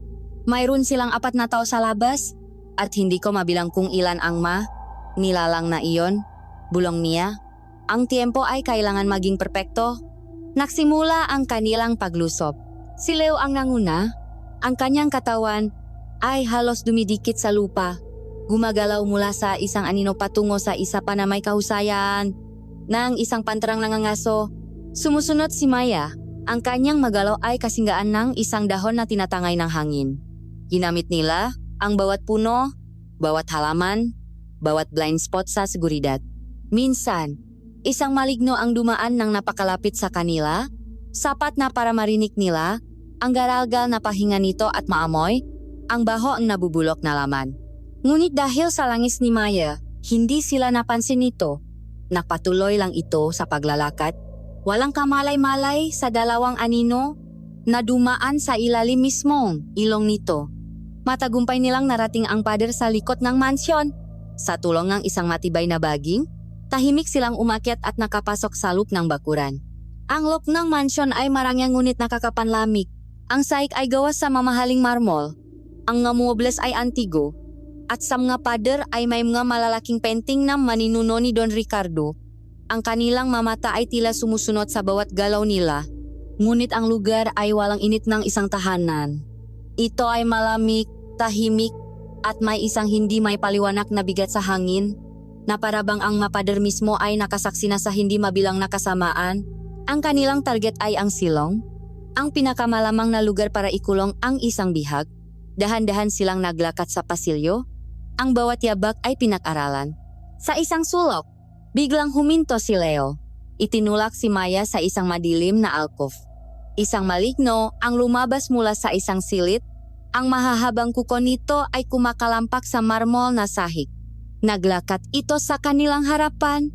Ang ulo ay gumagalaw-gala na tila may inaamoy. Pinigil nilang dalawa ang kanilang pahinga. Ang halimaw ay huminto, lumingon sa kanilang direksyon, at umungol ng mahina. Sa isang sandali, inakala nilang katapusan na nila. Ngunit muling naglakad ang maligno, nagpatuloy sa kanyang ruta, at naglaho sa isa pang pasilyo. Nagpakawala silang hininga na hindi nila namalayang pinipigil pala nila. Nagpatuloy sila hanggang sa matakpuan nila ang isang mabigat na pinto na gawa sa kahoy ang pasukan patungo sa silong. Nakakandado ito. Inilabas ni Leo ang isang maliit na set ng lockpicks mula sa kanyang bulsa. Sa loob lamang ng ilang segundo, sa gitna ng nakakabinging katahimikan, isang mahinang klik ang narinig. Bukas na ang pinto. Ang hangin mula sa silong ay malamig at amoy lupa. Dahan-dahan silang bumaba sa hagdan ng bato. Sa isang sulok, sa liwanag ng isang solong bombilya, nakita nila si Lola Elena. Nakaupo siya sa isang upuan, nakabalot sa isang kumot. Mukhang nalilito at nanghihina. Sa tabi niya, nakaupo si Ben. Nagbabasa ang isang lumang dayaryo. Isang baril ang nakapatong sa kanyang hita. Hindi siya nag-isa. Sa madilim na sulok sa likod niya, ay may isang maligno na nakatayo. Hindi gumagalaw. Na parang isang estatwang kadiliman. Nakatinginan si Leo at Maya. Kailangan nilang kumilos ng sabay. Sumanya si Leo gamit ang kanyang kamay. 3, 2, 1. Sa isang iglap, kumilos sila. Si Maya ay bumikas ng isang salita, isang matalas at makapangyarihang salita na nakpatayo sa balahibo ni Ben. Lumingon ito sa kanya. At sa pagkakataong iyon, si Leo ay lumabas mula sa anino sa likod nito na parang isang kitlat. Bago pa man makasigaw o makuha ni Ben ang kanyang baril, tinakpan na ni Leo ang kanyang bibig at isang mabilis na paikot ng lik ang nakpatahimik dito makpakailanman. Kasabay nito, sumugot si Maya sa maligno. Ang kanyang tungkot na pilak ay sumisibat sa hangin. Itinutok niya ang dulo nito sa dibdib ng halimaw, na sumigaw sa sakit bago naging abo. Ang lahat ay nangyari sa loob lamang ng 5 segundo. Tahimik, mabilis, nakamamatay. Lola, bulong ni Leo, mabilis na lumapit sa kanyang lola. Niyakap niya ito. Nandito na po ako. Nagulat si Lola Elena, ngunit nang makita niya ang mukhang kanyang apo, napalitan ito ng luhang ang ginhawa. Apo, anong nangyayari? Sino ang nataong ito? Sabi niya, ang kanyang boses ay nanginginig. Ipaliwanag ko po mamaya, Lola. Kailangan na nating umalis dito, sagot ni Leo, habang inaalalayan itong tumayo. Ngunit sa sandaling iyon, isang malakas at makapangyarihang boses ang umaling-ongaw mula sa itaas. Ben, may kape pa ba diyan? Boses ni Don Ricardo. Natigilan sila. Nalaman na sila. Dali! Sabi ni Maya. Wala na tayong oras. Mabilis silang umakyat sa hagdan. Habang naglalakad sila sa pasilyo, Biglang huminto si Lola Elena. Ang kanyang nga mata ay nanlaki. Ang kanyang mukha ay nabahiran ng isang alaala ng matagal ng nakaraan. Hinawakan niya ng mahigpit ang braso ni Leo. Ang boses na iyon, bulong niya. Ang takot ay malinaw sa kanyang tinik. Pamilyar ang boses na iyon. Tumingin siya sa isang malaking painting ni Don Ricardo sa pader. Ang kanyang nga mata ay nanlilisik. Ang mukhang Don Ricardo na iyan. Apo, siya. Ang huling kausap ng tatay mo noong gabi kung kailan sila namatay. Ang nga salita ay tumama kay Leo na parang isang malakas na suntok sa dibdib. Ang lahat ng sakit ng pagiging ulila, ang lahat ng tanong na walang sagot, ay biglang nakaroon ng isang pangalan at isang mukha.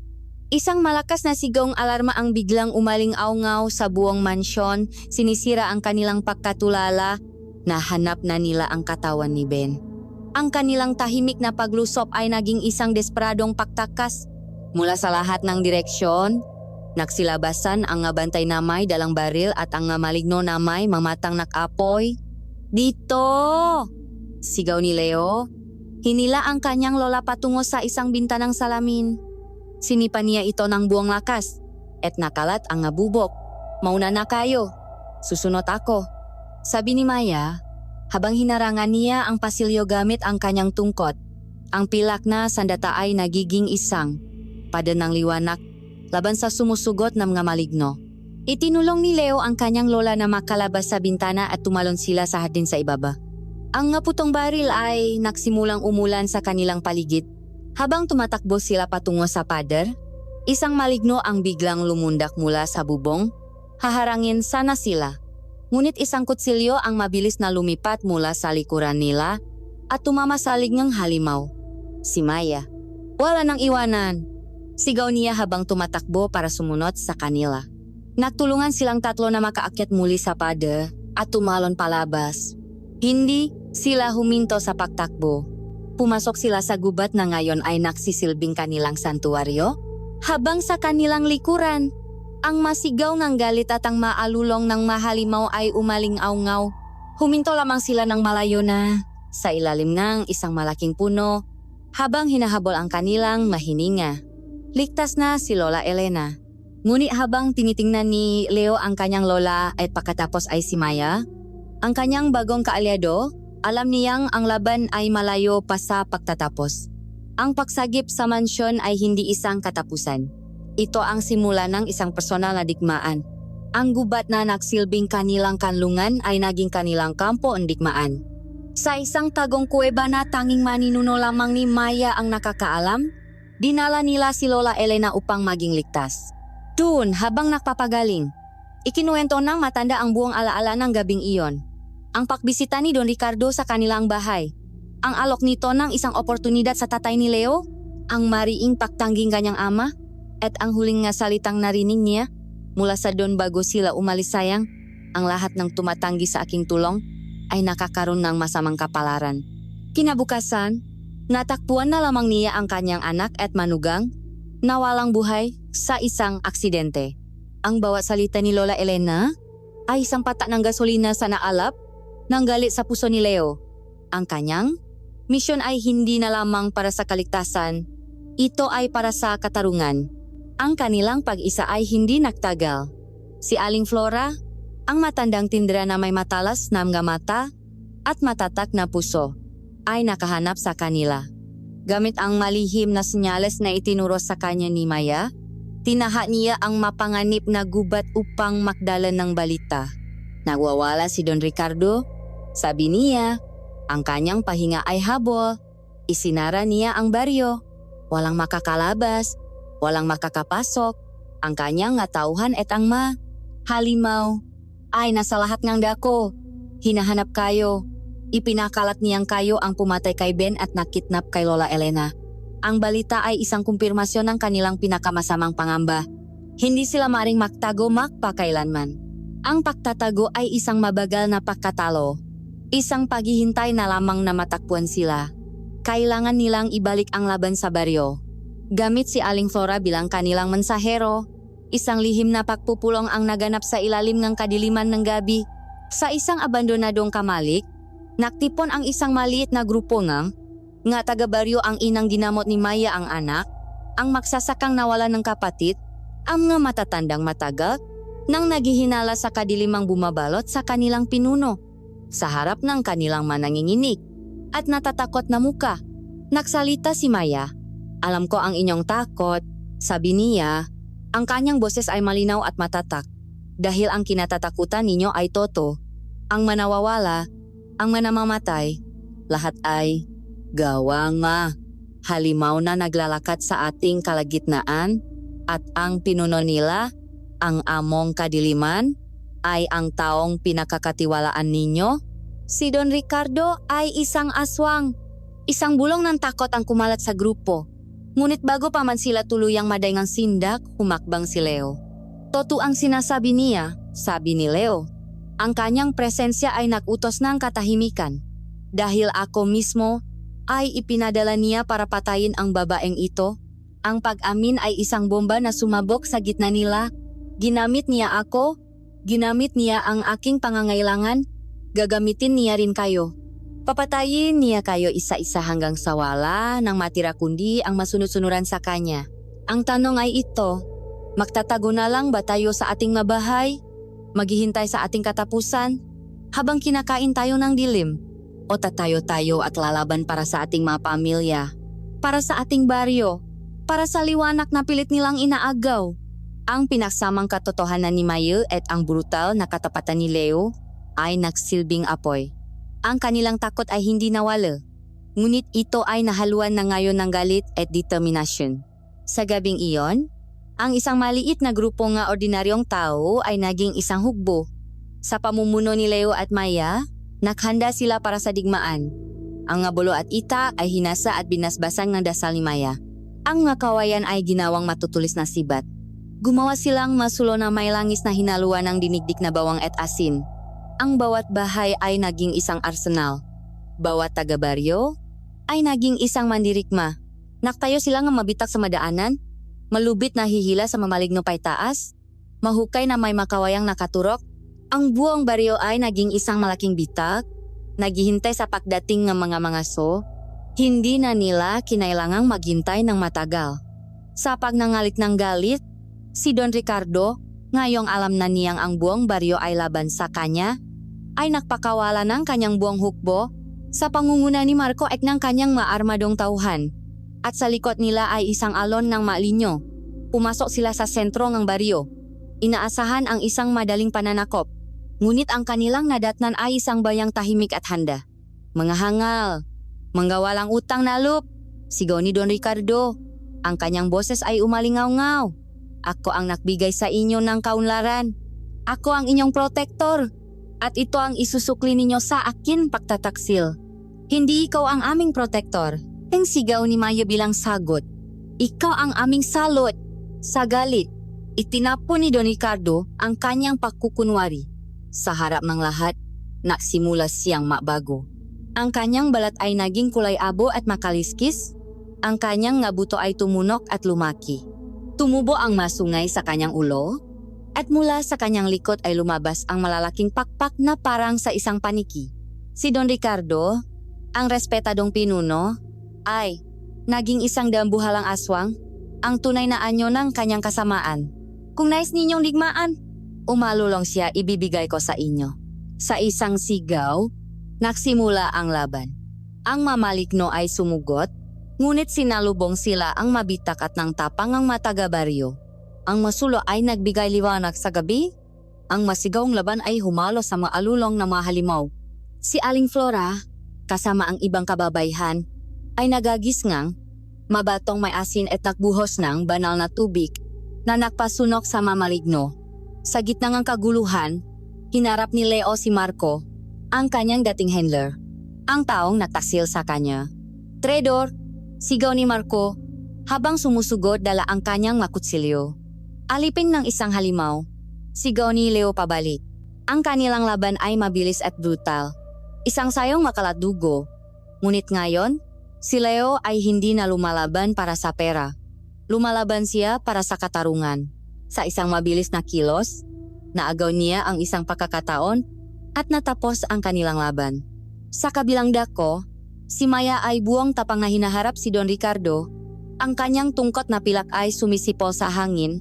Bawat tama ay nag-iwan ng sunok na marka sa balat ng aswang. Ngunit ang lakas ni Don Ricardo ay hindi matatawaran. Sa isang malakas na pagaspas ng kanyang pakpak, itinapon niya si Maya sa pader ng isang bahay. Nang hihina, sinubukan niyang tumayo. Ngunit ang dambuhalang aswang ay nasa ibabaw na niya. Ang nakuko nito ay handa nang pumunit. Ngunit bago pa ito makakilos, isang anino ang sumugot mula sa gilid, si Leo. "Hindi mo siya magagalaw," sigaw niya. Ngayon, dalawa na sila laban sa isa. Ang taktika ni Leo at ang mahika ni Maya, nagtulungan sila ng may perpektong koordinasyon. Inatake ni Leo ang ngabinting halimaw, ginugulo ang balanse nito. Habang si Maya naman ay tinutusok ang kanyang tungkot sa mga bahaging nalilihangang pag-atake ni Leo. Nagwala sa galit si Don Ricardo, ngunit sa bawat atake nila, lalo siyang nanghihina. Sa isang desperadong kilos, sinunggaban niya si Leo at itinaas sa hangin. Ngunit ito ang pagkakamaling kanyang hinihintay. Habang hawa siya, itinara ni Leo ang kanyang kutsilyo, na kanina ibinasbasa ni Maya, ng buong lakas sa ilalim ng panga ng aswang, diretso sa utak nito. Isang nakakabinging sigaw ang kumawala kay Don Ricardo. Binitiwan niya si Leo. Ang kanyang malaking katawan ay nanginig at ang liwanag sa kanyang mamata ay nagsimulang mamatay. Dahan-dahan, ang kanyang halimaw na anyo ay nagsimulang maging abo mula sa kanyang mapapataas. Sa kanyang paglaho, isang malakas na alon ng enerhiya ang kumalat at ang lahat ng natitirang malinyo ay sumigaw sa sakit bago sila rin ay naging abo at tinangay ng hangin. Katahimikang, ang labang ay tapos na. Sa gitna ng nasirang plaza, ang nga taga-baryo sugatan, pagod ngunit buhay ay tumingin sa paligid. At habang ang unang sinangaraw ay tumagos sa usok ng labanan, isang sigaw ng tagumpay ang umaling-aungaw. Nakatayo sa gitnang lahat sina Leo at Maya, hindi na isang asasino at isang mangangaso, kundi mga bayani. Ang huling laban ay natapos na, at para sa Baryo San Delubio, isang bagong umaga ang nagsisimula. Ang unang sinak ng bukang liwewe ay dumating na parang isang biyaya. Ang ginintuang liwanag nito ay dahan-dahang nagpapalis sa mga huling aninokang, isang mahaba at madugong gabi. Sa pasang Baryo San Delubio, ang katahimikan ay bumalik, ngunit ito ay isang katahimikang may bigat. Ang hangin ay puno pa rin ng amoy ng usok at dugo, at ang lupa ay saksi sa isang digmaang hindi kailanman mabubura sa kanilang kasaysayan. Ngunit sa gitna ng pakawasak, mayroong isang bagong damdamin na umusbong. Pag-asa. Ang mataga-baryo, na dating mabiktima ng takot, ay nakatayo ngayon sugatan. Pagod, ngunit hindi natakot. Sila ay manakaligtas. Sila ay manakwagi. Nagsimula ang pahilom. Ang makababayan ay mabilis na kumilos. Ginagamot ang masugatan, habang ang makalalakian ay nagsimulang makayos ng manasirang bahay. Ang diwang bayanihan, na matagal ng pinahinang takot at paghihinala ni Don Ricardo, ay muling nabuhay ng mas matatakay sa dati. At sa sentrong lahat ng ito ay si Maya. Sa kabilang sarili niyang pagod at mga sugat, hindi siya nagpahinga. Muli siyang naging ang manggagamot, lumilipat mula sa isang sugatan patungo sa isa pa. Ang kanyang kamay ay mabilis na naglalagay ng mga dahon at langis. Ang kanyang boses ay isang mahinang bulong ng pag-asa. Hindi na siya isang dayuhang pinaghihinalaan. Siya na ngayon ang kanilang ilaw, ang kanilang inang Maya, ang mga ngasong nagligtas sa kanilang lahat. Sa gitnang lahat, hinanap manggamata ni Leo ang isang tao na pinakamahalaga sa kanya. Natakpan niya si Lola Elena na ligtas na inaalalayan ni Aling Flora palabas mula sa isang matibay na bahay kung saan sila nagtago. Sa pagtatakpong kanilang mata, ang lahat ng ingayng baryo ay tila naglaho. Tumakbo si Leo at sa isang mahigpit na yakap, ang bigat ng buong mundo ay tila nawala sa kanyang balikat. Tapos na po, Lola, bulong niya. Ang kanyang boses ay nanginginig sa emosyon. Ligtas na po kayo. Humahagulgol. Hinaplos ni Lola Elena ang mukhang kanyang apo, ang kanyang madaliri ay dumadampi sa magalos at dugo. Ang mahalaga ay ligtas ka, aking apo. Ang mahalaga ay ligtas tayong lahat. Lumapit si Maya kay Leo. Sa kanyang kamay ay may dala siyang maliit na mangkok na may berdeng likido. Maupo ka, sabi niya. Ang kanyang boses ay malumanay ngunit may autoridad. ang iyong nga sugat ay malalim. Walang pagtutol. Sumunod si Leo. Habang marahang nililinis ay ginagamot ni Maya ang kanyang ngahiwa. Isang tahimik na pag-unawa ang namayani sa pagitan nila. Walang salitang kailangan. Ang kanilang makilos sa digmaan, ang kanilang pinagsamang dugo at pawis, ay nagsalita na para sa kanila. Hindi sila makasintahan. Hindi sila basta makaibigan. Sila ay makapatid sa laban. Dalawang kaluluwang pinag-ugnay ngang isang madilim na kapalaran at pinakbuklot ng isang pinagsamang tagumpay. Salamat, sabi ni Leo. Isang salitang hindi sapat para sa lahat ng nangyari. Tumingin lamang si Maya sa kanya at tumango. Isang malit na ngiting ang pagod ngunit may pasasalamat ang gumuhit sa kanyang malabi. Ilang araw ang lumipas at ang baryo San Delubio ay nagsimulang bumangon mula sa mga abo. Isang simpleng seremonya ang ginanap para sa mga nasawi, isang tahimik na pagluluksa para sa mga kapitbahay at kaibigang nawala. Ngunit pagkatapos ng luha, isang selebrasyon ang sumunod, isang pasasalamat para sa bagong buhay. Ang plaza na dating larangan ng digmaan ay naging isang lugar ng tawanan at awitan. Sa gabing iyon, sa ilalim ng mga bituin, gumawa si Leo ng isang personal na seremonya. Nagpunta siya sa tabi ng ilog, sa parehong lugar kung saan niya unang tinanggap ang misyon mula kay Marco. Mula sa kanyang bulsa, kinuha niya ang kanyang mamahaling balisong, ang simbolong kanyang dating buhay.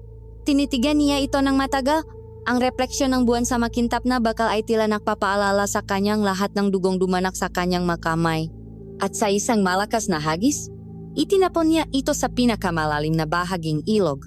Sa paglubok nito, tila isang mabigat na kadena ang nalaglak mula sa kanyang kaluluwa.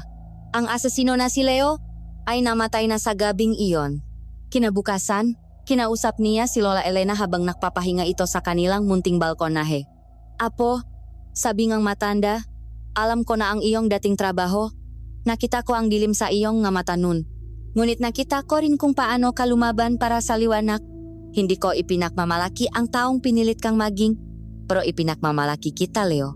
Ipinakmamalaki ko ang bayaning nasa puso mo. Ang mga salitang iyon nang pagtanggap ang huling lunas na kailangan ni Leo. Ang kanyang nakaraan ay hindi na isang sumpa, kundi isang aral. Ang kanyang makasanayan, na dati ginagamit para sa kamatayan, ay maaari na ngayong gamitin para protektahan ang buhay. Sa paglubok ng araw, umakyat si Leo at Maya sa isang burol na natatanaw ang buong baryo. Ang mailaw mula sa mabahay ay nagsisimula ng sumindi. Mamalilit na bituin ng pag-asa sa isang payapang gabi. Ang baryo ay nagilom na. Natapos na ang digmaan dito, sabi ni Maya. Ang kanyang tingin ay nasa malayo. Ngunit alam nating pareho na si Don Ricardo ay hindi ang huling kadiliman sa mundong ito. Marami pang katulad niya, nagtatago sa mga anino, naghihintay. Tumingin si Leo sa baryo sa ibaba, sa mga taong nagtitiwala sa kanila, at pagkatapos ay kay Maya, ang kanyang kasama sa laban. Isang bagong kapayapaan ang bumalot sa kanyang puso, isang kapayapaang nagmumula sa pagkakaroon ng isang tunay na layunin. Kung ganun, sagot niya, ang kanyang boses ay puno ng isang bagong determinasyon, hahapin natin sila. At haharapin natin sila, hindi na bilang maaninong nagtatago para sa pera, hindi na bilang manak-isang mga ngaso, haharapin natin sila bilang nga tagapagbantayng liwanag. Ang kwento ni Leo, ang asesino, ay nagtapos na. Ngunit ang kwento ni Leo, ang tagapagtanggol ng San Delubio, kasama ang mga ngasong si Maya sa kanyang tabi, ay ngayon palang nagsisimula. Ang baryo ay ligtas, ang halimaw ay nagapi, at sa gitna ng lahat, isang nasirang kaluluwa ang natakpuang muli ang kanyang sarili. Hindi sa pamamagitan ng pakitil ng buhay, kundi sa pamamagitan ng pagliligtas nito.